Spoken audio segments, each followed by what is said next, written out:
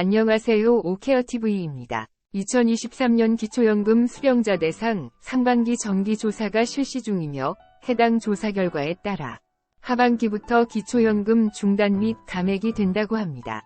기초연금 중단 및 감액 주요 사유 4가지를 말씀드리겠습니다. 추가로 중단 및 감액 가능성 있는 5가지 요인을 이야기하려고 합니다. 시청 전 구독 및 좋아요 부탁드립니다.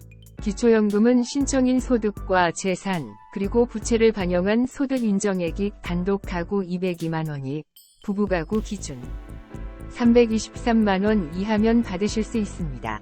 주기적으로 재산 및 소득을 조사하며 이 결과에 따라 기초연금이 중단되거나 감액되는 경우가 발생할 수 있습니다. 감액 및 중단 사유 첫 번째, 소득의 증가입니다. 기초연금 수급자의 소득 또한 1년에 2번 정기조사를 통해 기초연금에 반영되는데, 기초연금의 소득은 근로소득과 기타소득, 즉 사업소득, 연금소득, 이자소득 등으로 나눌 수 있습니다. 여기서 근로소득의 경우 기본공제 108만원에 추가 공제 30%가 적용되므로 근로소득이 세전소득을 기준으로 108만원을 초과한다면 많지는 않지만 소득 인정액의 상승에 영향을 줄 수밖에 없습니다.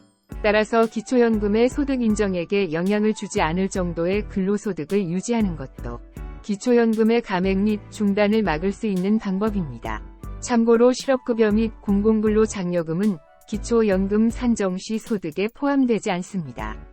두 번째, 부동산 공시가격 상승에 따른 재산 증가입니다. 일반 재산의 상승으로 기초연금이 감액 또는 중단되는 경우가 가장 많습니다. 기초연금에 반영되는 부동산의 경우 시세가 아닌 공시지가의 60% 정도인 시가 표준 공시가격을 기준으로 기초연금에 반영됩니다. 또한 기초연금에 반영되는 공시가격은 전년도 3월에서 4월경에 발표된 공시가격이 당일년도 4월부터 기초연금에 반영되고, 올해 4월 발표된 공시가격은 내년 4월부터 기초연금에 반영됩니다. 여기서 최근 공시가격의 변동 추이를 살펴보면 2022년에도 17% 정도 가격 상승했습니다. 따라서 작년 많은 세대에서 일반 재산이 증가되었을 것으로 판단됩니다. 여기서 공시가격 인상에 따른 기초연금 소득 인정분은 1억원 상승하면 33만원 인상, 공시가격이 1억 5천만원 상승하면 50만원 인상, 공시가격이 2억원 상승하면 소득 인정액이 67만원 정도 상승하게 됩니다. 또한 대도시의 집을 팔고 중소도시나 전원생활을 위해 농어촌으로 이사했을 경우에도 소득 인정액이 늘어나게 됩니다. 그 이유는 일반 재산에 적용되는 지역별 기본공제를 대도시 특례시 1억 3,500만원, 중소도시는 8,500만원, 농어촌은 7,250만원으로 각각 차등 적용하기 때문입니다. 예를 들어 대도시에 살던 사람이 전원주택으로 이사하면 다른 재산의 변동이 없더라도 지역별 기본공제가 6,250만원 차이가 나게 되므로 기초연금이 갑자기 중단되거나 감액될 수 있습니다. 세 번째, 이자소득의 증가입니다. 최근 금리 인상으로 예금이자 소득이 증가한다는 것은 좋은 일이라고 할 수 있지만, 이로 인해 소득 인정액이 높아지고 건강보험 피부양자 자격을 상실하게 될 수 있습니다. 현재 이자소득은 월 4만원의 기본공제를 받을 수 있고, 이자소득이 발생한 다음해 월부터 6월 사이에 기초연금에 반영하고 있습니다. 예를 들어 2022년 120만원의 이자소득이 발생했다면 월 이자소득 10만원에서 기본공제 4만원을 차감한 6만원이 2023년 4월부터 6월 사이 기초연금이 소득평가액에 반영됩니다. 따라서 정기예금 가입 전에 이자소득이 기초연금과 건강보험, 피부양자 자격에 어떤 영향을 미치는지 신중히 따져보셔야 합니다. 마지막 네 번째 사유는 금융재산 증가입니다. 어르신들의 금융재산 증가는 소유 부동산을 처분해 발생하는 경우가 가장 많습니다.